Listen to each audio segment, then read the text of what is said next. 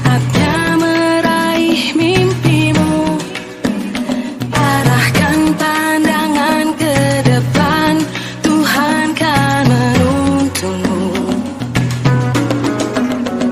Sadarilah masa berganti, tantangan kan kita hadapi, bergandeng tangan untuk negeri, era kita menanti berseri.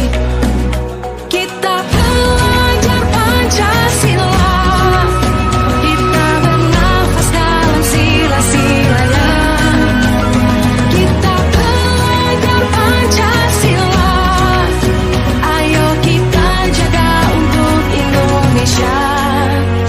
Bersatu dalam perbedaan, berpegang tangan dan berlari. Singkirkan egomu, oh kawan, demi negeri ini. Jadilah generasi emas, cerdas berkarakter itu kita. Berjuang dan harus berani, kita terus torehkan prestasi.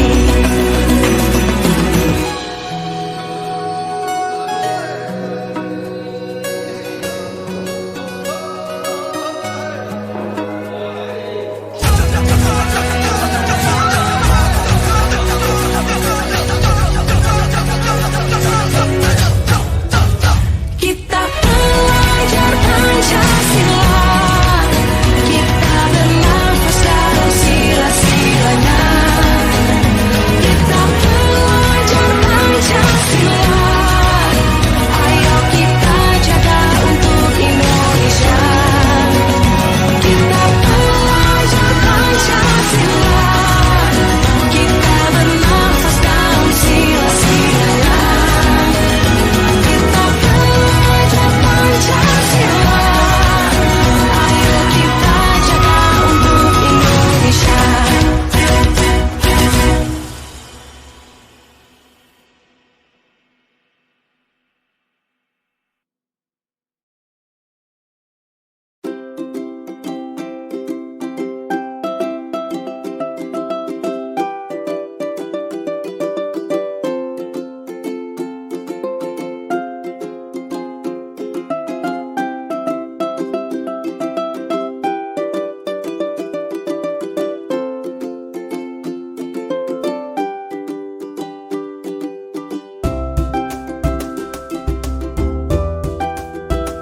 Bismillahirrahmanirrahim. Assalamualaikum warahmatullahi wabarakatuh. Waalaikumsalam warahmatullahi wabarakatuh.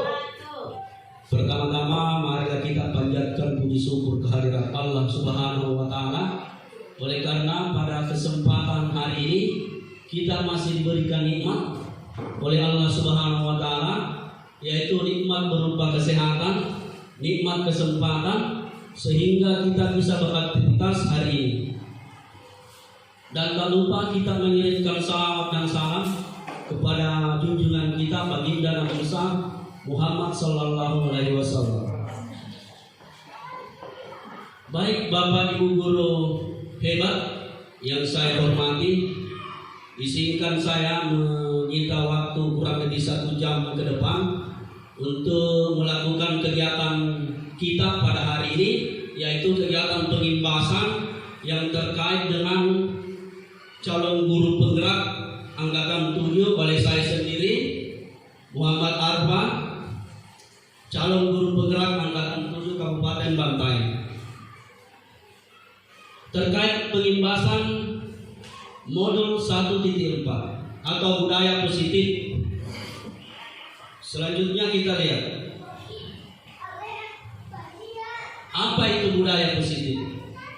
Budaya positif adalah sebuah atau dimaksud dengan budaya positif di sekolah ialah nilai-nilai, keyakinan-keyakinan dan kebiasaan-kebiasaan di sekolah yang berpihak pada murid agar murid dapat berkembang menjadi pribadi yang kritis, penuh hormat Selanjutnya,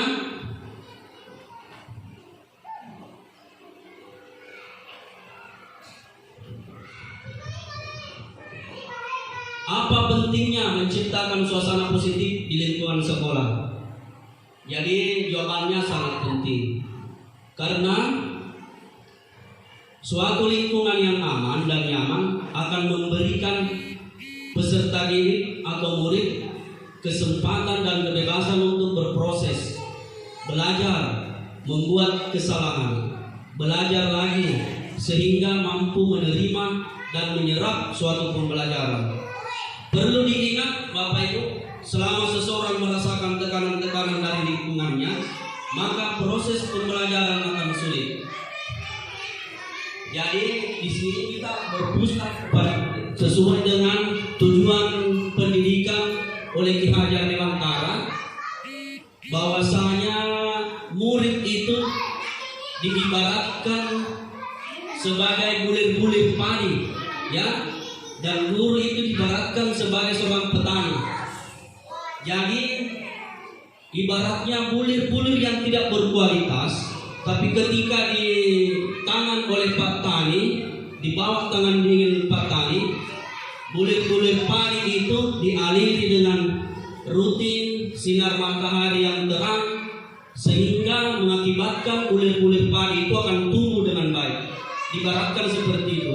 Jadi seperti demikian juga dengan peserta didik atau anak-anak kita seperti itu. Walaupun anak-anak yang tadinya kurang dalam pembelajaran, ketika seorang guru mampu untuk memberikan pembelajaran yang bermakna, insya Allah anak akan tumbuh menjadi pribadi yang baik.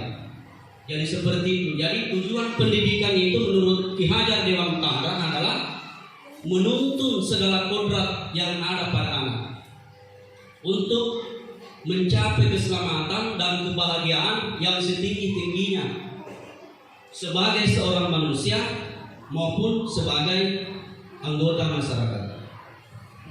Jadi peserta didik itu memang ibaratnya dia sudah, ibarat garis itu sudah ada garis-garis tipis. Sisa kita tugas sebagai seorang pendidik itu adalah untuk menebalkan garis itu. Jadi kita intinya adalah menuntun menjadi fasilitator menurut Ki Hajar Dewantara. Baik, menurut Stephen R. Covey, bagaimana seseorang bisa berubah dari paradigma stimulus respon kepada pendekatan teori kontrol? Stephen R. Covey Prinsip Center Leadership 91 mengatakan bahwa bila kita ingin membuat kemajuan perlahan, sedikit-sedikit ubahlah sikap atau perilaku Anda. Jadi ketika kita ingin merubah sesuatu, jadi dimulai dari diri kita sendiri. Daripada ketimbang kita langsung mengajak, biasanya teman yang kita ajak itu banyak alasannya. Jadi mulailah dari diri sendiri dulu, memberikan contoh. Ya, ketika kita sudah menjadi teladan yang baik, maka saya yakin insya Allah teman-teman lain akan ikut. Saya teringat dengan trilogi pendidikan menurut Ki Hajar Dewantara, bahwasanya seperti ini artinya, guru itu di depan menjadi teladan, di tengah memberi motivasi, dan di belakang memberikan dorongan. Ingarsa mangun karsa. Ya, seperti itu, memberi teladan. Apalagi itu selanjutnya, siapa yang ingat pendidikan dari Ki Hajar Dewantara, Tuturi Handayani itu memberikan dorongan di belakang, seperti itu. Ya, intinya adalah guru itu menjadi teladan, di tengah memberikan motivasi dan di belakang memberi dorongan. Baik, perlu kita berubah paradigma stimulus respon dan teori kontrol. Maksudnya seperti ini. Stimulus respon, contohnya ada tabel di atas, mungkin Bapak Ibu bisa lihat, saya bacakan ulang kembali. Realita kebutuhan kita sama. Kalau ini stimulus respon kita secara pribadi.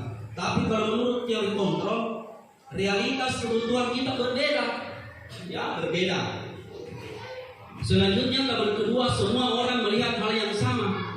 Kalau teori kontrol, dia berpendapat bahwasanya setiap orang memiliki gambaran berbeda. Yang ketiga, tidak mencoba mengubah orang agar berpandangan sama dengan kita. Kalau teori kontrol, dia berpendapat kita berusaha memahami pandangan orang lain tentang dunia. Orang lain bisa mengontrol saya. Kalau teori kontrol mengatakan bahwasanya hanya Anda yang bisa mengontrol diri sendiri. Selanjutnya, pemaksaan ada pada saat rujukan gagal. Teori kontrol mengatakan berpendapat kolaborasi dan konsensus menciptakan pilihan-pilihan baru.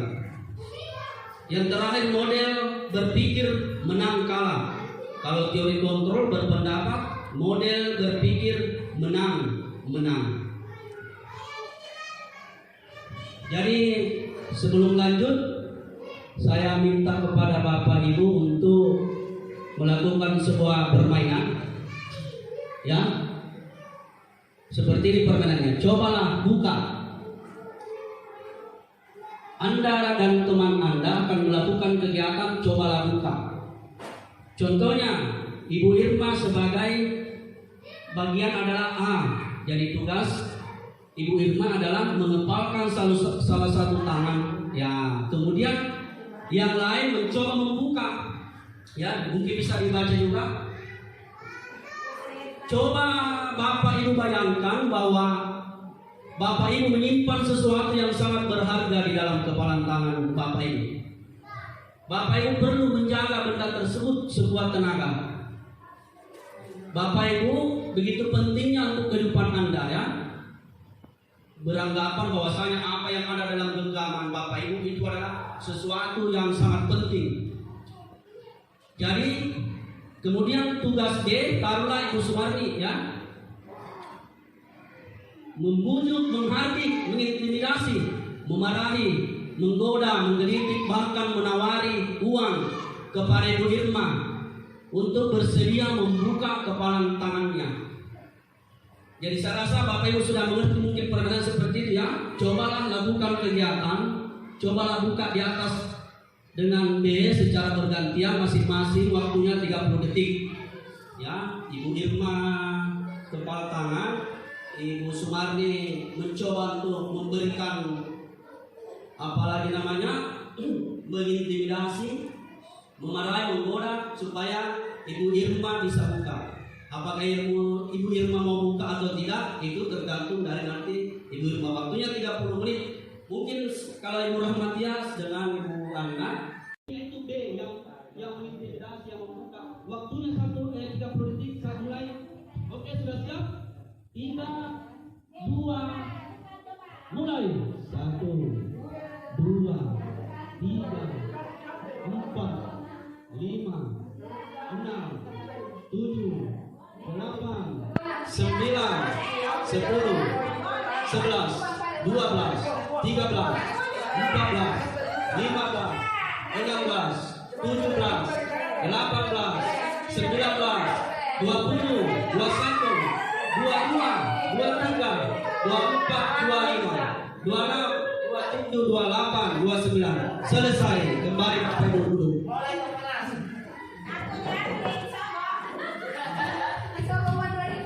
Baik, setelah kita melakukan permainan dengan judul cobalah buka, kira-kira apa yang ada dalam pikiran Bapak Ibu?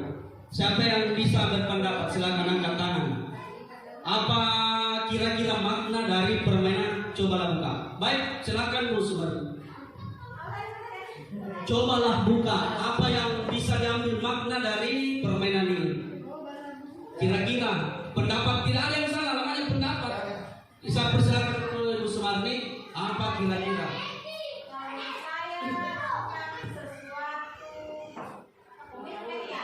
Ya bisa.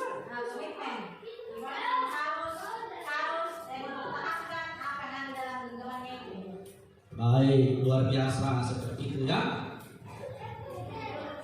Kita menurut apa yang disampaikan oleh Ibu Sumarni, saya bisa berpendapat bahwa suatu komitmen, suatu prinsip yang kita miliki tidak bisa diintervensi oleh orang lain, ya. Maka bahaya sekali seorang pejabat kalau dia memiliki prinsip ketika diintimidasi, diiming-imingi bahkan uang, dia meloloskan kebijakan-kebijakan yang tidak berpihak sama rakyat. Jadi betul sekali jawabannya, bagus sekali Bu Sumardi, bahwasanya ketika ada komitmen prinsip kita harus jaga komitmen itu. Mungkin ada yang bisa berpendapat yang lain, silakan Bu Ana. Terima kasih. Kalau pendapat saya Pak dengan permainan tadi, apa yang saya lakukan dengan rekan saya, pertama dia berkomitmen untuk tidak membuka. Setelah saya iming-iming dengan uang, akhirnya dia tergoda. Berarti dia lebih mengutamakan disogok dibanding dia mempertahankan apa yang ada di genggamannya atau komitmennya. Karena mungkin setelah melihat uang berubah pikiran Pak. Dari awalnya mungkin bersikeras untuk tidak mau Pak, tapi seperti itu manusia. Mungkin seperti itu Pak, karena apa yang saya lakukan dengan rekan saya mungkin berbeda dengan rekan sebelah saya. Karena rekan saya awalnya berat tapi lama Karena uang. karena uang. Baik, terima kasih Bu Ana, bagus. Jadi inilah contoh atau budaya yang tidak menuju ke budaya positif. Karakter atau pribadi yang mudah terpengaruh, apalagi ketika diiming-imingi oleh uang. Nah, maka tugas kita lah Bapak Ibu Guru untuk membuat budaya positif itu, ya. Mulai dari dini di sekolah dasar, ya, supaya menjadi budaya-budaya positif. Budaya-budaya positif itu contohnya dari pagi kita sudah berdiri di depan pintu gerbang, kita menyambut peserta didik kita, itu termasuk budaya positif yang harus kita jaga. Sholat duha berjamaah, sholat duhur wajib berjamaah ketika jam memasuki waktu sholat, itu semua adalah budaya positif. Nah, itulah tujuan pembebasan hari ini, untuk menerapkan budaya positif. Selanjutnya kita bahas permainan tadi. Apa itu permainan? Coba lakukan. Jadi ternyata Bapak Ibu bisa lihat dalam kegiatan ini sesungguhnya, ya, yang memegang kendali atau kontrol untuk membuka atau menutup kepalan tangan, artinya tidak ada satupun yang sebenarnya yang mampu mengendalikan orang lain selain dirinya dan Tuhan Allah Subhanahu wa Ta'ala. Jangan seperti tadi ada pada kasus Ibu Irma dengan Ibu Tia. Nah, ya. Jadi ini yang harus kita budayakan, ya.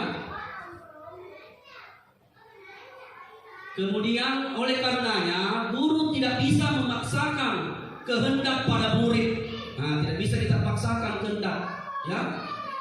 Yang adalah mengajak murid belajar bersama guru untuk menggapai tujuannya. Memaksa murid menjadi seperti kita adalah hal yang tidak bijak, ya.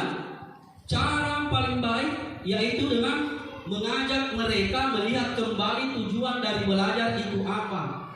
Setelah menyadari hal tersebut, siswa atau peserta didik dengan sendirinya timbul tanggung jawab untuk dirinya sendiri. Jadi seperti itulah yang bisa kita petik dari permainan tadi. Coba lakukan. Baik, saya lanjutkan ke materi selanjutnya. Selanjutnya adalah teori kontrol. Jadi menurut Dr. William Glasser, dalam kontrol teori yang kemudian hari berkembang dan dinamakan choice theory, meluruskan beberapa miskonsepsi tentang makna kontrol. Jadi yang perlu kita rubah dalam mindset kita, pola berpikir kita, bahwasanya menurut Dr. William Glasser dalam teorinya, pada dasarnya kita tidak dapat memaksa murid untuk berbuat sesuatu jikalau murid tersebut memilih untuk tidak melakukannya, ya. Jadi kita tidak bisa memaksa, murid tidak bisa dipaksa, ya. walaupun tampaknya guru sedang mengontrol perilaku murid. Hal demikian terjadi karena murid sedang mengizinkan dirinya dikontrol. Saat itu bentuk kontrol guru menjadi kebutuhan dasar yang dipilih murid tersebut. Nah, ini menurut teori Dr. William. Jadi ilusi itu ya, ilusi itu maksudnya sesuatu hal yang tidak bisa menjadi kenyataan. Namanya ilusi, beda dengan mimpi. Mimpi kan bisa kita wujudkan. Ini ilusi sepupu satu kali dengan menghayal. Seperti itu ya. Baik, yang selanjutnya menurut teori kontrol Dr. William Glasser, ilusi bahwa semua, nah ini ilusi lagi, penguatan positif efektif dan bermanfaat. Penguatan positif atau bujukan adalah bentuk-bentuk kontrol segala usaha untuk mempengaruhi murid agar mengulangi suatu perilaku tertentu. Adalah suatu usaha untuk mengontrol murid tersebut dalam jangka waktu tertentu. Ya, jadi mungkin kita bisa kontrol maksudnya di sini, tapi mungkin dalam jangka waktu tertentu. Yang kita harapkan adalah kesadaran yang timbul secara sadar betul dari peserta didik kita. Ya, itu yang kita mau budayakan. Selanjutnya ilusi adalah kritik, bahwa kritik dan membuat orang merasa bersalah dapat menguatkan karakter. Nah, ini juga suatu bentuk ilusi yang harus kita luruskan ya. Selama ini kita beranggapan bahwasanya kritik dan membuat orang merasa bersalah dapat menguatkan karakter. Padahal menurut teori kontrol Dr. William Glasser itu adalah sebuah ilusi. Begitupun dengan penguatan positif. Kemudian bahwa orang dewasa memiliki hak untuk memaksa. Nah, ini ilusi juga. Nah, ini semua miskonsepsi atau mindset yang harus kita rubah. Karena menurut teori kontrol Dr. William Glasser itu adalah ilusi. Biasanya di sini kita orang dewasa itu percaya bahwa mereka memiliki tanggung jawab untuk membuat murid-murid berbuat hal-hal tertentu. Jadi ini semua menurut teori kontrol Dr. William Glasser adalah ilusi. Baik, selanjutnya menurut Stephen R. Covey kepada pendekatan teori ini materi lanjut ke materi stimulus respon ya. Bagaimana seseorang bisa berubah dari paradigma stimulus respon. Ada tabel di depan Bapak Ibu, mungkin terlalu kecil ya, saya bacakan saja. Sebelum saya baca, saya jelaskan dulu bagaimana seseorang bisa berubah dari paradigma stimulus respon kepada pendekatan teori kontrol. Jadi menurut Stephen R. Covey, bila ingin membuat kemajuan perlahan sedikit-sedikit, ubahlah sikap. Nah, sudah kita lanjutkan saja. Selanjutnya materi. Kita berpindah. Apa makna disiplin? Siapa bisa jawab, Bapak Ibu? Apa itu makna disiplin buat Bapak dan Ibu? Pak Sarul mungkin? Ya silakan Pak Sarul. Assalamualaikum warahmatullahi wabarakatuh. Waalaikumsalam warahmatullahi wabarakatuh. Ya, terima kasih atas kesempatan yang diberikan kepada saya. Menurut pendapat saya, pertanyaan di atas apa makna disiplin? Kalau menurut pendapat saya, disiplin adalah apabila kita sudah berjanji tidak melanggar aturan, maka kita harus mentaati aturan itu, harus konsisten dan komitmen bahwa disiplin itu harus kita taati. Contohnya, saya kasih contoh, apabila saya sudah diberi suatu aturan atau suatu aturan penting bagi diri saya, maka saya harus menjalankan. Seperti itu untuk sementara, Pak. Terima kasih. Assalamualaikum warahmatullahi wabarakatuh. Waalaikumsalam warahmatullahi wabarakatuh. Bagus, luar biasa. Kita kasih aplaus dulu untuk rekan sejawat kita. Jadi mungkin kurang lebih masih ada beberapa menit. Saya akan membersamai Bapak Ibu guru hebat. Jadi saya mohon untuk bersabar ya. Oke, jawaban yang sangat luar biasa yang disampaikan oleh Pak Sarul bahwa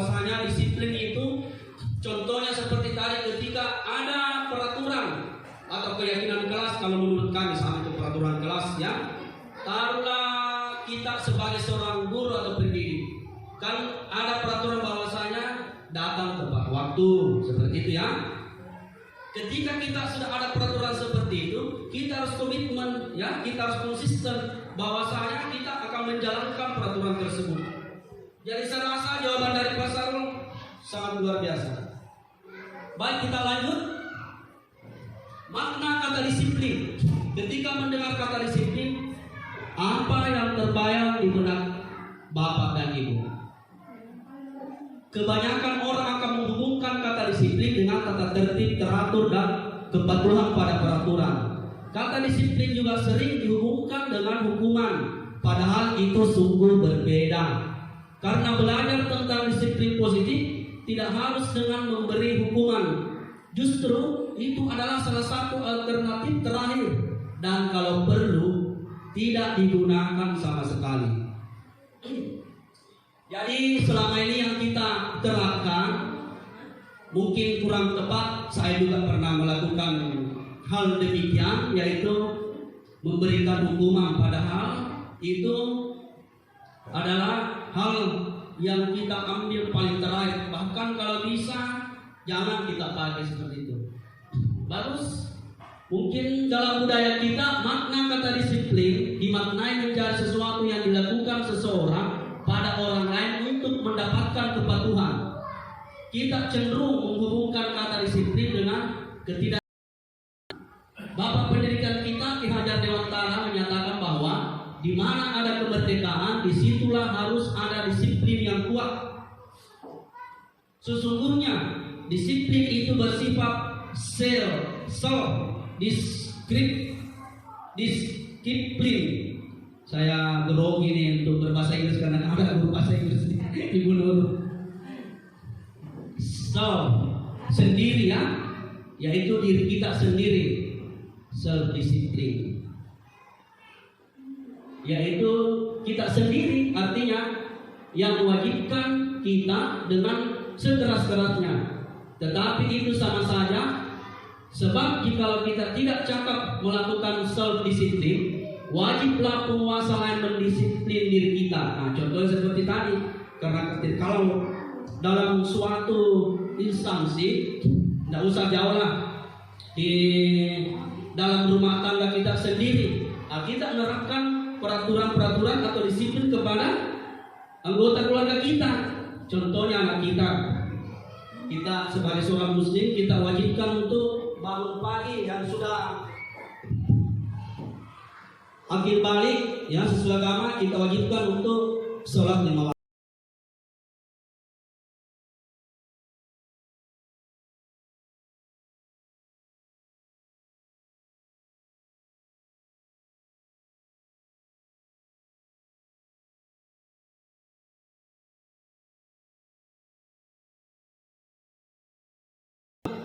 Pemikiran Konsepsi Keteladanan Sikap Merdeka cetakan kelima 2013 halaman 470. Ini bisa dibaca di buku Pemikiran Konsepsi Keteladanan Sikap Merdeka cetakan kelima. Di situ Ki Hajar Dewantara menyatakan bahwa untuk mencapai kemerdekaan atau dalam konteks pendidikan kita ini, untuk menciptakan yang murid yang merdeka, syarat utamanya adalah harus ada disiplin yang kuat. Selanjutnya, materi selanjutnya adalah nilai-nilai kebajikan.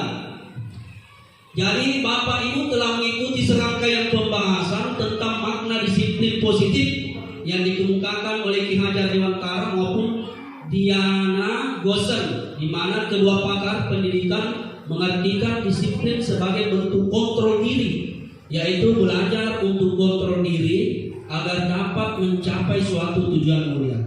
Tujuan mulia di sini mengacu pada nilai-nilai atau prinsip-prinsip mulia.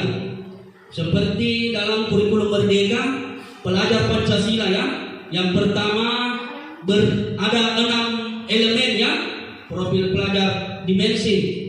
Profil pelajar di Pancasila ada 6. Pertama, beriman, bertakwa kepada Tuhan Yang Maha Esa, akhlak mulia. Saya rasa Bapak Ibu sudah paham ini. Kita lanjut ke slide berikut. Teori motivasi. hukuman dan penghargaan, restitusi.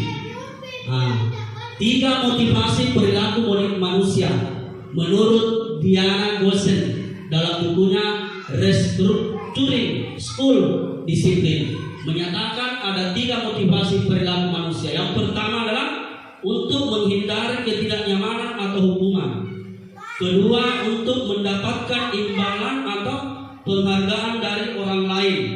Yang ketiga, untuk menjadi orang yang mereka inginkan dan menghargai diri sendiri dengan nilai-nilai yang mereka percaya. Keyakinan kelas, ini tadi keyakinan kelas sama dengan peraturan kelas. Ada tidak peraturan kelas di sini Pak Sarul? Ya itu. Nah itu maksudnya keyakinan kelas sama dengan peraturan kelas ya. Contohnya apa di situ peraturan kelas dari situ?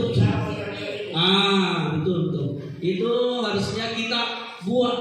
Harusnya kita nanti melibatkan peserta didik. Taruhlah kita dalam kelas menyampaikan, apakah sepakat, bahkan diberi kesempatan untuk peserta didik untuk mengungkapkan keyakinan kelas atau peraturan kelas yang mungkin akan ditambahkan kan? Kita libatkan seperti itu peserta didik, karena kita seorang guru itu ibarat memfasilitasi pamong ya. Murid di sini adalah pusatnya. Selanjutnya keyakinan kelas bersifat lebih abstrak daripada peraturan yang lebih rinci dan konkret. Keyakinan kelas berupa pernyataan-pernyataan universal. Pernyataan keyakinan kelas senantiasa dibuat dalam bentuk positif. Kalau tadi peraturan kelas itu sudah turunannya. Keyakinan kelas hendaknya tidak terlalu banyak sehingga mudah diingat dan dipahami oleh semua warga kelas. Keyakinan kelas sebaiknya sesuatu yang dapat diterapkan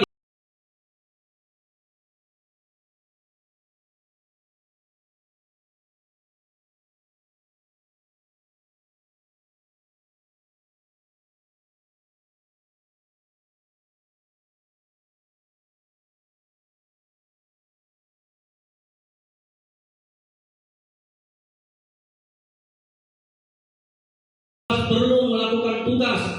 Setiap anggota kelas perlu saling menghargai. Setiap anggota kelas perlu merasa aman.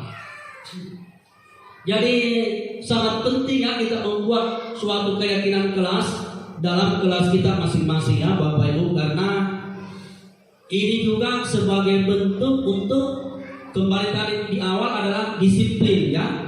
Mendisiplinkan siswa tanpa memberikan hukuman. Keyakinan kelas 5 Bapak Ibu mungkin sudah bisa lihat dan baca. Setuju bersikap positif, senantiasa menjadi diri terbaik, percaya dan menghormati.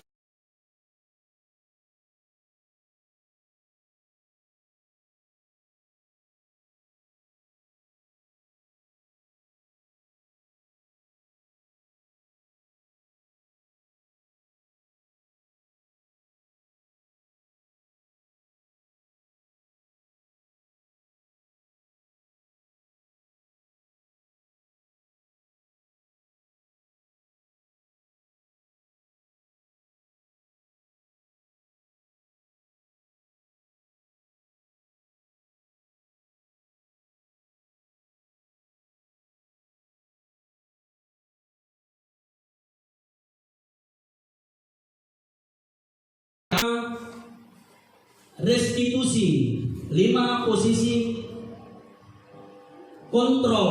Restitusi itu adalah, kita bisa lihat di tabel, nanti juga saya akan tampilkan videonya apa itu restitusi, 5 posisi kontrol.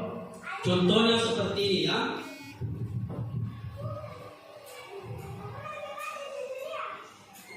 Lima posisi kontrol yang biasa kita terapkan itu, Bapak dan Ibu guru itu contohnya seperti ini. Yang pertama, penghukum.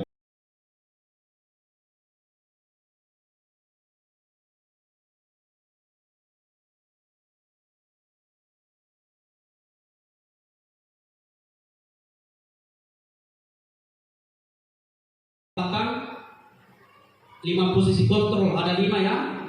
Ini kita nanti akan pilih yang mana terbaik dari 5 posisi kontrol ini. Saya tampilkan dulu, ini tidak bisa video. Apa itu?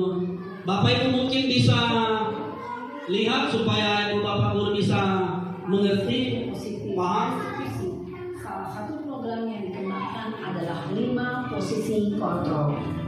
5 posisi kontrol dalam restitusi adalah proses perjalanan seorang pendidik agar dapat mengenali dirinya.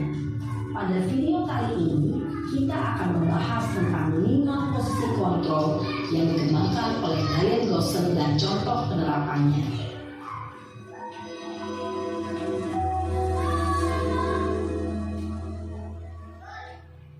Lima posisi kontrol itu adalah 1. Posisi penghukum, 2. Posisi pembuat merasa bersalah, 3.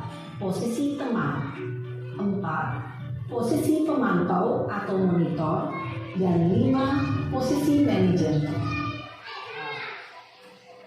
Baik, ini yang sering kita lakukan. Dari 5 posisi kontrol ini ada 5. Nanti Bapak Ibu bisa artinya menjawab, oh saya berada di posisi kontrol ini, posisi penghukum kah, pembuat merasa bersalah kah, posisi teman kah, pemantau atau monitor, atau posisi manajer. Kita lanjut video. Untuk lebih memahami kelima posisi tersebut, mari kita saksikan kasus Naren yang terlambat hadir 20 menit di sekolah dan melihat bagaimana kelima posisi kontrol dalam menghadapi masalah tersebut. Nah, ini posisi penghukum. Kita lihat cara penanganannya dalam kasus ini.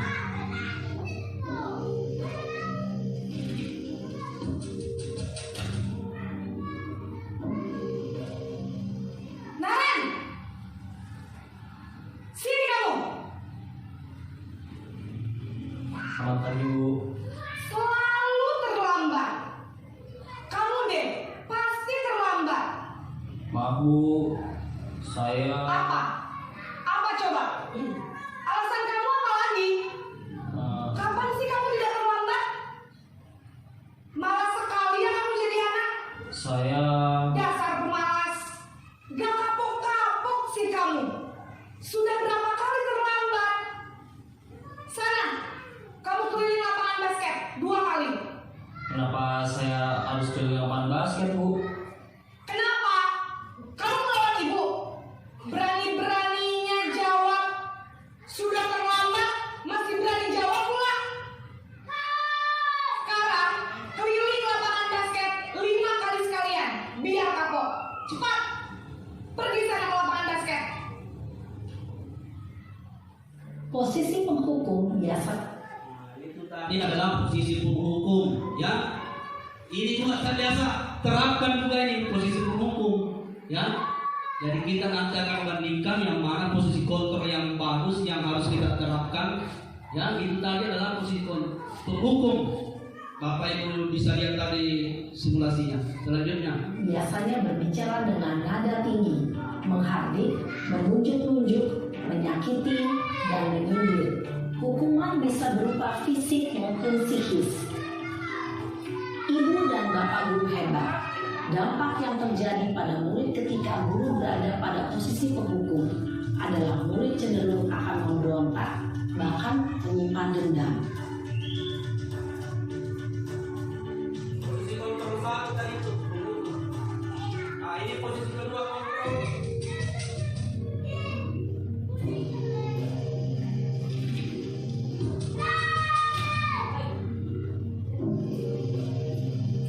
Naren,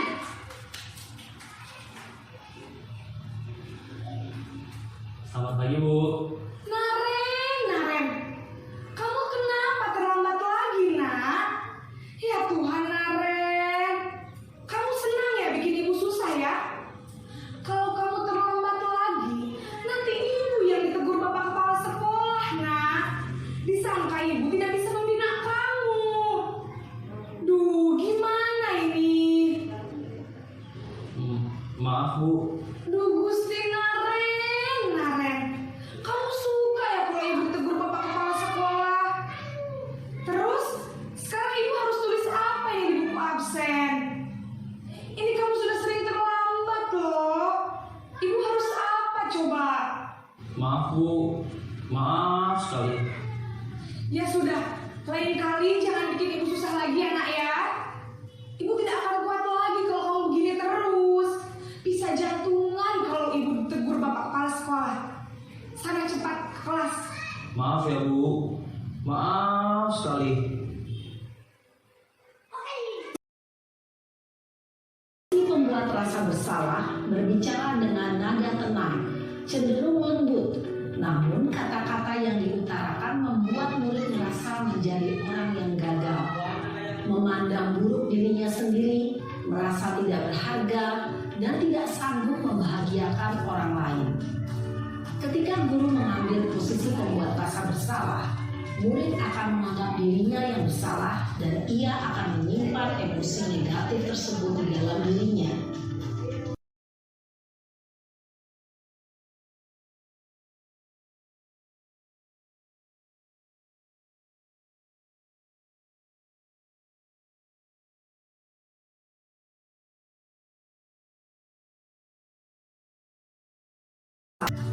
Ketika guru mengambil posisi pembuat rasa bersalah, murid akan menganggap dirinya yang bersalah dan ia akan menyimpan emosi negatif tersebut di dalam dirinya.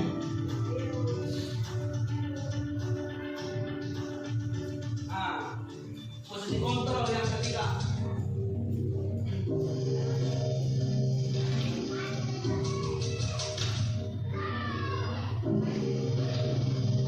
Naren!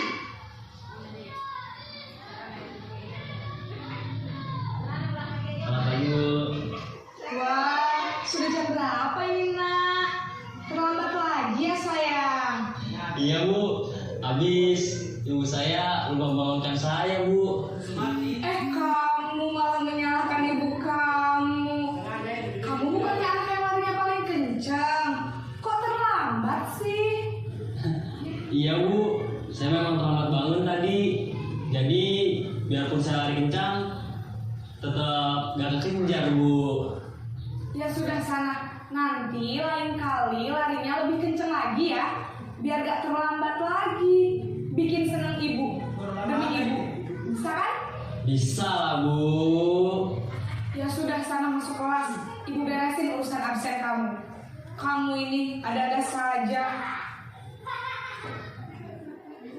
Dalam posisi teman, guru berbicara dengan nada suara ramah, akrab, cenderung bersenda gurau untuk menjaga suasana tetap santai. Murid akan merasa senang, aman, dan akrab dengan guru. Identitas yang tercipta adalah identitas sukses atau berhasil. Namun, perlu diingat, karena ini masih dorongan eksternal, maka ada faktor ketergantungan dari murid kepada orang tertentu.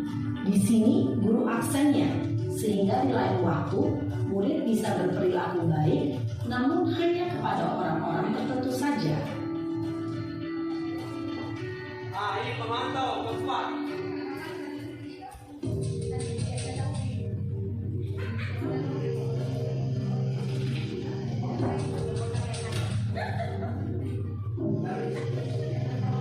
Naren! Kalau suaranya semua. Selamat pagi Bu. Naren, apa peraturan sekolah kita tentang jam berapa kita harus masuk sekolah, nak? Kita harus di sekolah jam 7 Bu. Iya betul, sekarang sudah jam 7.20. Naren sudah tahu konsekuensinya jika terlambat hadir. Paham Bu. Saya harus tinggal kelas pas jam istirahat selama 20 menit. Iya benar, konsekuensinya demikian. Jadi nanti jam 9.30 pas istirahat, kamu harus tinggal di kelas, kerjakan tugas tambahan untuk ketertinggalan kamu, ya? Baik Bu. Posisi pemantau mengandalkan penghitungan atau data untuk mengontrol murid. Guru mengarahkan murid berdasarkan peraturan dan konsekuensi. Seorang pemantau menunjukkan bahasa tubuh dan ekspresi wajah yang datar dan cenderung formal. Ini posisi terakhir kontrol dari posisi kontrol manajer.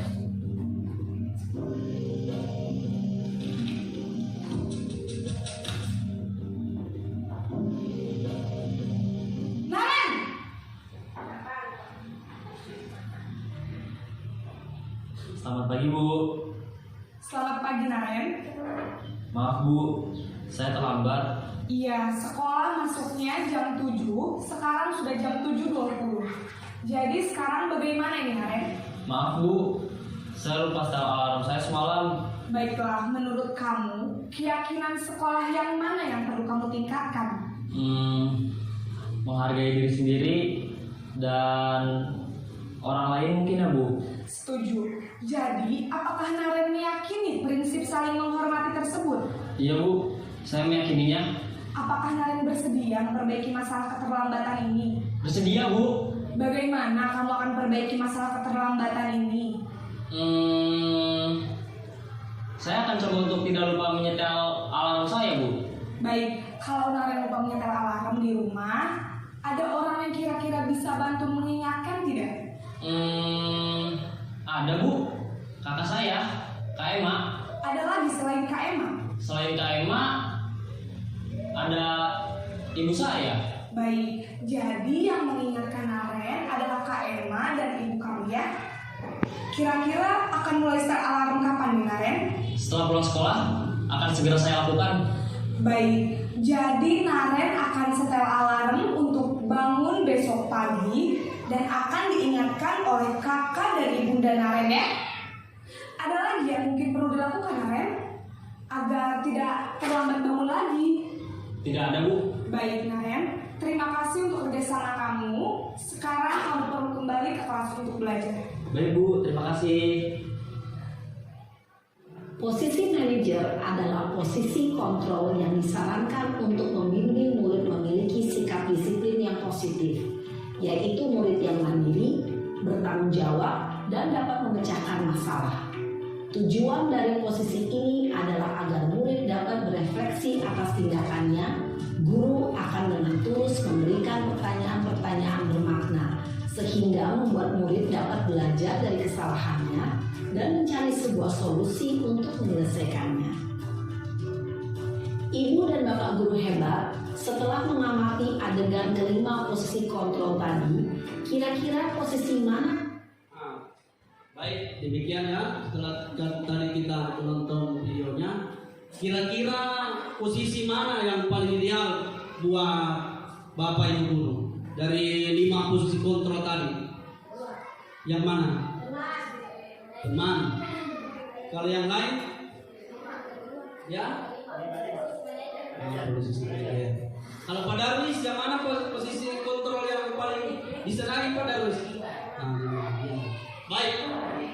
Jadi yang paling bagus sebenarnya dan disarankan adalah posisi kontrol yang kelima adalah manajer. Kalau teman bagus juga, cuma kalau teman dia sifatnya ketergantungan, ketika tidak dikasih lagi maunya, kembali lagi ke sifat aslinya seperti itu. Kalau manajer membuat peserta didik merasa dihargai, ya, membuat pembelajaran itu bermakna seperti itu. Baik, selanjutnya bagaimana cara untuk menangani kasus-kasus yang seperti tadi, namanya segitiga restitusi. Jadi segitiga restitusi itu contohnya seperti tadi ya, di posisi 5 kontrol manajer menvalidasi tindakan yang salah. Selanjutnya menstabilkan identitas, menanyakan keyakinan. Nah, ini dipakai tadi pada posisi kontrol manajer ya. Yang pertama menstabilkan identitas, artinya menanyakan kepada peserta didik tanpa memberikan hukuman tekanan, tapi lebih kepada memberikan jalan keluar. Ya, itu namanya menstabilkan identitas. Artinya kita contohnya seperti ini. Tidak apa-apa nak, ya, kalimatnya seperti itu, redaksinya seperti itu. Semua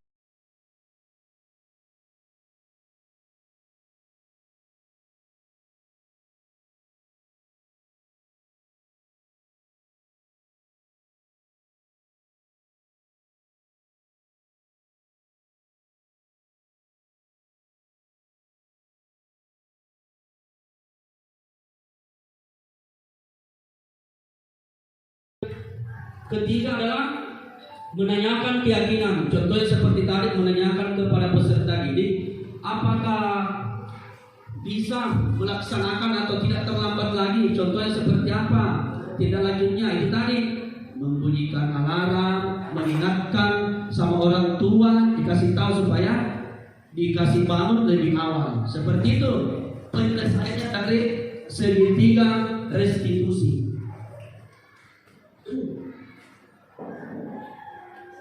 Kita lihat video lagi untuk bagaimana penanganan yang namanya segitiga restitusi dengan posisi kontrol manajer yang kelima. Saya cari dulu video.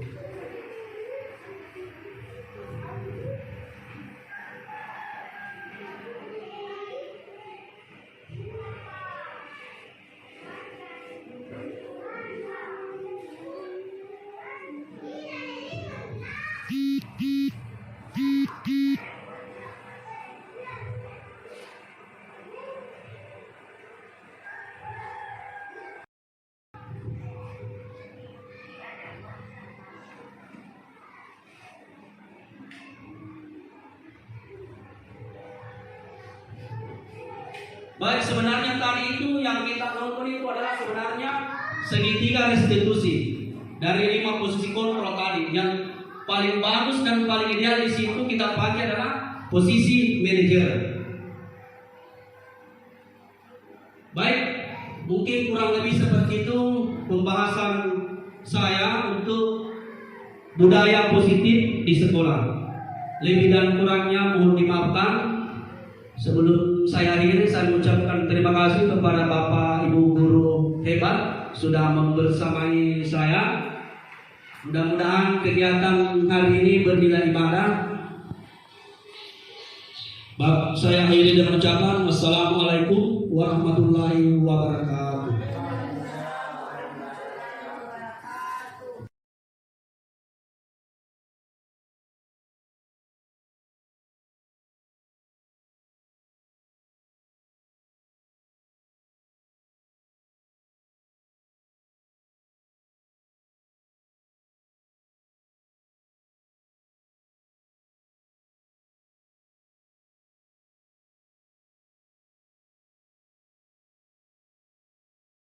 ARPA selama mengikuti pendidikan calon guru penggerak banyak hal yang berubah pada murid. Di antaranya murid menjadi disiplin, sadar dengan sendirinya dengan kewajiban sebagai murid di kelas maupun di sekolah, lebih giat dalam belajar serta lebih bertanggung jawab. Hal itu terwujud karena Pak Arpa bersama muridnya menerapkan nilai-nilai kebajikan yang telah disepakatinya, sehingga disiplin positif tercipta dan pada akhirnya bisa mewujudkan budaya positif di sekolah. Saya sangat terinspirasi dengan upaya perubahan positif yang Pak Arpa terapkan. Ini merupakan paradigma baru dalam dunia pendidikan. Demikian yang dapat saya sampaikan. Assalamualaikum warahmatullahi wabarakatuh. Assalamualaikum warahmatullahi wabarakatuh. Perkenalkan, nama saya Anugrah Muja Alia, siswa dari kelas 4 SD nomor 72 Bonto Marannon.